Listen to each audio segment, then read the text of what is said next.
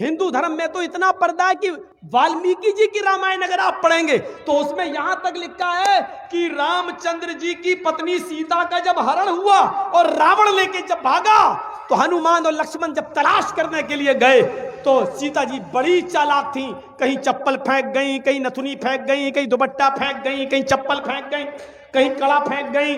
हनुमान एक एक चीज, ये चप्पल किसकी है? लक्ष्मण कहते मेरी भाभी की है, सीता की। चलो इसी रास्ते से ले गया। और आगे के दुपट्टा मिला, ये दुपट्टा किसका है? कहा ये दुपट्टा भी मेरी भाभी का है, सीता का। चलो और आगे चलो, इसी रास्ते से लेकर गया। और आगे बढ़े, एक एक चीज हनुमान जी देते गए और लक्ष्मण पहचानते गए। लास्ट में नाक में पहनने वाली नथुनी मिली, नथुनी। तो हनुमान ने कहा ये नथुनी किसकी है? जल्दी से लक्ष्मण ने कहा अरे यार हनुमान जी ये नथुनी नहीं मालूम है, ये शायद मेरी भाभी की होगी। हनुमान ने कहा सारी चीजें पहचान गए, नथुनी कह रहे होगी। तो हनुमान जी के इस प्रश्न पर क्या जवाब दिया लक्ष्मण ने? हनुमान जी ये नथुनी अगर मेरी भाभी की थी भी तो मेरी भाभी नाक में पहनती थी, इसलिए मैं नहीं पहचान पा रहा हूं, क्योंकि मैंने आज तक अपनी भाभी का चेहरा नहीं देखा। कहा क्यों? कह रहे वो मेरी भाई की पत्नी है सीता, मेरे भाई की राम की पत्नी है। मैं कौन होता हूं उसको देखने वाला, उस पर नजर डालने वाला, उसके चेहरे को देखने वाला? गौर करो, रामचंद्र जी के भाई लक्ष्मण ने अपनी सगी भाभी सीता जी का चेहरा नहीं देखा, देवर ने भाभी का चेहरा नहीं देखा। ये हिंदू धर्म की मनुष्य आज वाल्मीकि रामायण आज तक कह रही है, आज तक ये सबसे पुरानी रामायण है वाल्मीकि की, जो 2000 साल पहले लिखी गई है। आज तक उसके अंदर ये लिखा है कि राम के छोटे भाई लक्ष्मण ने सीता का चेहरा नहीं देखा। आज भी बहुत सी सभ्य समाज की स्त्रियां जब ट्रेनों में हिंदू की सफर करती हैं तो आप देखिए साड़ी पहनकर ऐसे लंबा घूंघट ऐसे मार लेती हैं, चेहरा नहीं खोलती हैं वो ट्रेनों में और बसों में। आज भी सभ्य समाज की उसी वाल्मीकि रामायण पर अमल करते हुए वो किसी को अपना चेहरा दिखाना गवारा नहीं करती। अल्लाह की मार ऐसी पड़ी, कल तक जो पर्दे का चेहरा छिपाने का मजाक उड़ाते थे, आज अल्लाह ने सबके चेहरे छिपा दिए। छिपाओ, डालो मास्क अपने मुंह पर। बहुत बंदरियां बनी फिरती थी अमेरिकन, चुड़ैल जैसे मुंह लिए भेजे। ये खूबसूरत होती थोड़ी है आपको जैसा लगता है। अगर बारिश हो जाए ना सड़क पर बाजारों में तो इनका सारा क्रीम और पाउडर धुल जाएगा, इनकी औलाद इनको नहीं पहचान पाएगी कि मेरी अम्मा कहां गई। आप जिनके पीछा कर रहे हैं ये तो लिपस्टिक और क्रीम और पाउडर से लगती है 60 साल। आपको यकीन बता, मेरे इलाके का वाकया बता रहा हूं मैं आपको। 60 साल की बुढ़िया ने पहन लिया बुर्का, और खूबसूरत बुर्का, डिस्को बुर्का, फूल उल चढ़े हुए। अब 60 साल की बुढ़ी बेचारी चल रही है, बुर्का देखकर एक नौजवान उसका पीछा करने लगा। इतना खूबसूरत बुर्का था वो, नौजवान उसका पीछा करने लगा, चलने लगा। इसने पीछे मुड़ के देखा कोई लड़का मेरा पीछा कर रहा है, और लड़का ये समझा कि धीरे धीरे चल रही है, शायद मेरी वजह से लाइन दे रही है। वो अपने बुढ़ापे की वजह से धीरे धीरे चल रही थी, कमजोरी की वजह से। लड़का समझा लाइन दे रही है। थोड़ी देर के बाद जब ये आगे पहुंचा, लड़का और औरत, वो बुढ़िया समझ गई कि ये कमीना मेरे पीछा कर रहा है, तो उसने नकाब खोल दिया। खूबसूरत नकाब, बोल बूढ़े लगे, नकाब खोल के कहती बेटा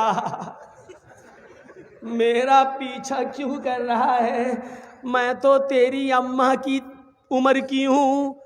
कब वक्त 2 घंटे की मेरी मेहनत बेकार कर दी बुढ़ी ने, हमें क्या मालूम खोदा पहाड़ निकली चुईया।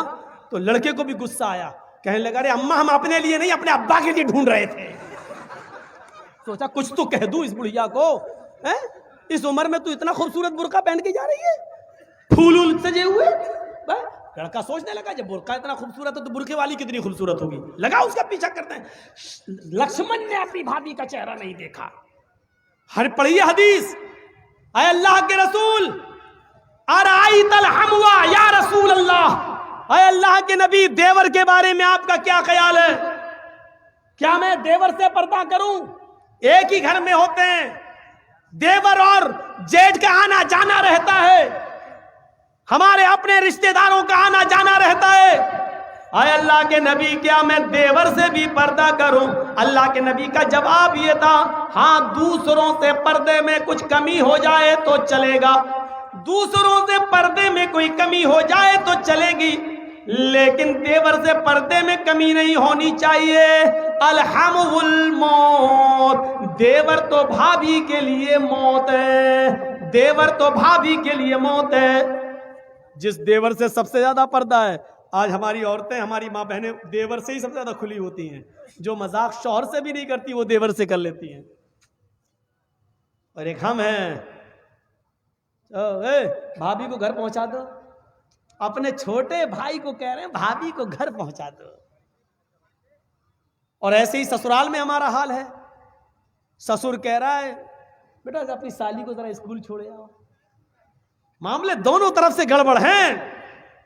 हमने अपने भाई पर इतना भरोसा कर लिया।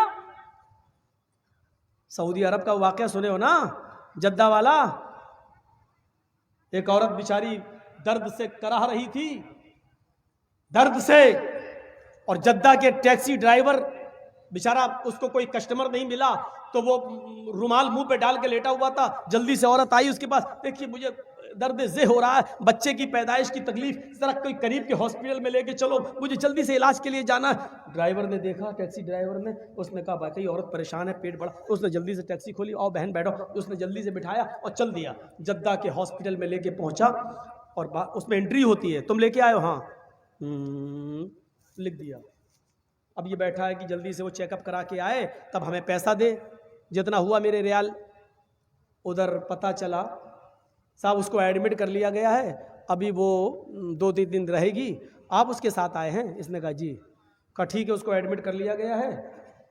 और उसने सोचा कि चलो अब हम चलें, 1-2 दिन के बाद आऊँगा, देख लूँगा अगर बच्चा अच्छा पैदा, अभी इतनी जल्दी छुट्टी थोड़ी हो जाएगी, डिलीवरी का मामला है, जब गुजरूंगा तब ले लूँगा पैसा। ऐसा वो चला गया।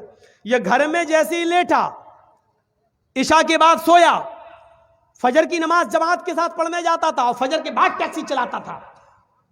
फजर की नमाज पढ़ के जैसे ही घर आया, इसकी बीवी ब्रेड और आमलेट बना के लाई,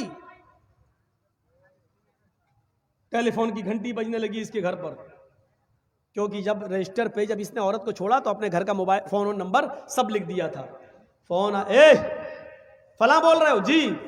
भोपाल के रहने वाले थे ये लोग, टैक्सी चलाते थे 20 साल से सऊदी अरब में, जद्दा में। अच्छा तुम यहाँ अपने घर पे आराम कर रहे हो? का क्या हुआ? अरे कल तुम अपनी बीवी को हॉस्पिटल में छोड़ के गए हो ना, बच्चा हुआ है लड़का, आओ और अपनी बीवी को लेके जाओ यहां से। कहता है डॉक्टर दिमाग तुम्हारा ठीक है? बीवी? अच्छा हुआ ये फोन मैंने उठाया, कहीं मेरी बीवी ने उठाया हुआ होता तो कयामत आज ही आ गई होती। कहा आ रहे हो या मैं पुलिस भेजूं तुम्हारे घर? जिस औरत को यहाँ एडमिट कराने आए हो उसने कहा वही मेरा शौहर था जो यहाँ छोड़ के गया है। मैं आ रहा हूं, तेरा सत्यानाश जाए चुड़ैल डाइन। उसने टैक्सी चलाई और धर से चलाता हुआ चला गया। कहने लगा क्या बदतमीजी है? उसने कहा तुम मुझे छोड़ के चले गए, तुम्हें शर्म नहीं आई? मैं कितनी परेशान रही। रोना शुरू कर दिया। औरत के आंसुओं में भी बड़ी ताकत होती है। वो कहने लगा ये क्या बदतमीजी है? डॉक्टर साहब ये मेरी बीवी नहीं है। डॉक्टर साहब नोक झोंक तो सब घरों में हो जाती है, थोड़ी सी लड़ाई हो गई, हमें यहाँ छोड़ के चला गया। नहीं मैं ये बेटा अरे मेरा नहीं है, चलो अपने घर के झगड़े अपने घर में खत्म करो, चलो। उसने कहा ऐसा है चेकअप कर लो। चेकअप कहा डीएनए टेस्ट करे। ये लड़का आदमी तैयार, कहने लगा ठीक है मैं डीएनए टेस्ट करूंगा। मामला इतना बढ़ गया कि डीएनए टेस्ट की नौबत आ गई। जब इसका ब्लड निकाला जाने लगा और लड़के का ब्लड, तब औरत क्या कहती है? डॉक्टर साहब डीएनए टेस्ट कर लीजिए, लेकिन मशीन कभी कभी गलत रिपोर्ट भी दे देती है। अभी आदमी चिल्लाते हुए कहता चुप, गलत रिपोर्ट दे देती है। अभी पता चलता है 2 घंटे के बाद, 3 घंटे बाद जब रिपोर्ट आएगी, या 2 दिन 3 दिन के बाद, तब पता चलेगा। डॉक्टर साहब इसको यहीं रखिए, 2 दिन के बाद रिपोर्ट आएगी, मैं यहाँ हूं। 2 दिन के बाद गया, डॉक्टर साहब क्या आया? डॉक्टर साहब ने कहा बिल्कुल गलत, ये तुम्हारा बेटा है ही नहीं, जाओ।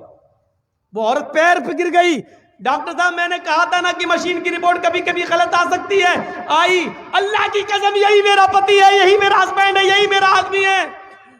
डॉक्टर कहता है औरत नकले मत दिखा, चल ये तो इसका बेटा है ही नहीं, साफ साफ रिपोर्ट में आ गया ये बेटा किसी और का है, इसका नहीं है। वो कहने खूब रोई।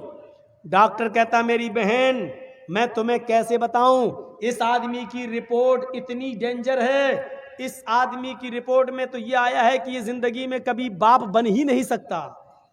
तुम कह रही हो कि इसका बेटा ये तो बाप बनने के लायक नहीं है। अब इस आदमी का दिमाग खराब। क्या कह रहे हो डॉक्टर? कहा तुम बाप नहीं बन सकते हो भाई, सॉरी।